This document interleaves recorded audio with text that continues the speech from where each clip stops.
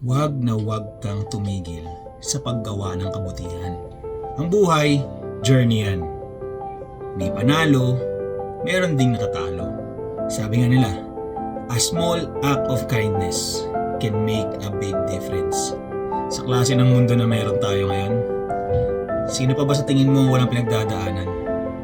Kaya yung isang simpleng kabutihan, pwedeng makapagpagaan ng kalooban.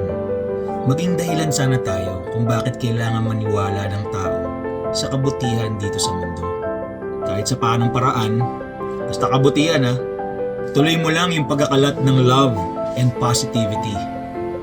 Nakakahawa yan. Malay mo, makagawa ka ng ripple effect ng kabutihan. Baka sakaling may mabago kang buhay. Buhay ng iba, kahit yung mindset lang ba. Mindset ba? Tandaan, ang kabutihan, libre yan.